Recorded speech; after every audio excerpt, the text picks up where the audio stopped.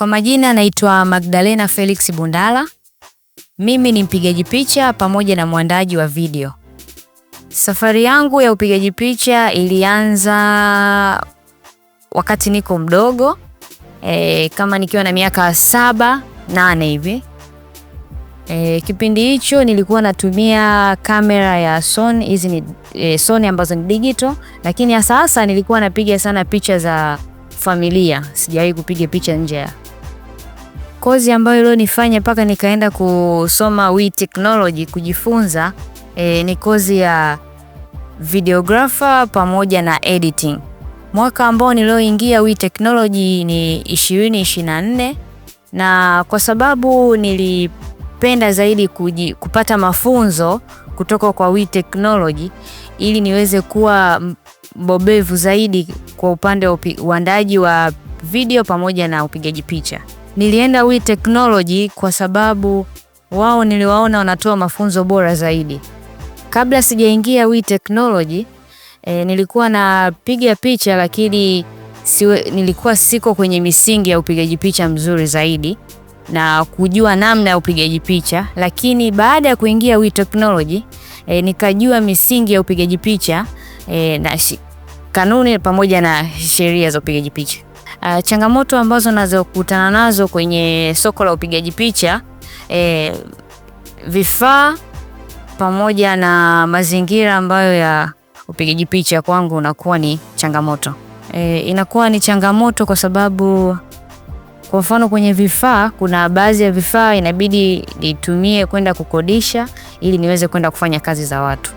Kwa sasa hivi naona faida kwenye upigaji picha kwa sababu ni kitu ambacho ninachokipenda zaidi, na pia ni kwa sababu napenda masuala ya storytelling na masuala ya content creation. Malengo yangu baada ya miaka 2 natamani nije kuwa na mimi na studio ya kwangu, na pamoja kuwa na timu ya kufanya nao kazi. Kwa upande wangu sijafikiria sana kufanya tu ndani ya Dar es Salaam au ndani ya Tanzania peke yake. Kwa upande wangu nafikiria zaidi kwenda hata nje ya nchi pia kufanya kazi. WE Technology imenisaidia kunitengenezea direction ambayo kwa sasa nimeweza kuwa mbobevu zaidi kwenye masuala ya upigaji picha na uandaji wa video pamoja na masuala mazima ya editing.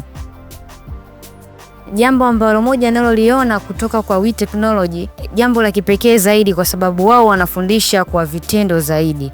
Yaani maana yake kile utakachoenda kujifunza kupitia WE Technology ndio hicho ambacho utakachoenda kukifanya kwenye kazi zako. Ushauri wangu kwa vijana ambao wanaohitaji kuanza safari ya photographer pamoja na videographer ni kwamba wasiache kufanya na waamini kwa kile kitu ambacho wanachokifanya zaidi.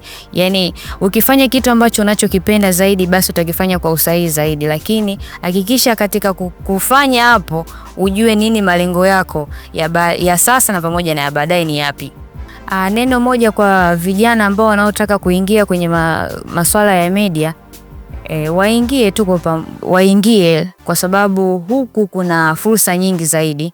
Sio tu masuala ya upigaji picha, uandaji wa video, pia kuna masuala ambayo utaweza kujifunza zaidi ya content creation na pamoja masuala ya social media management.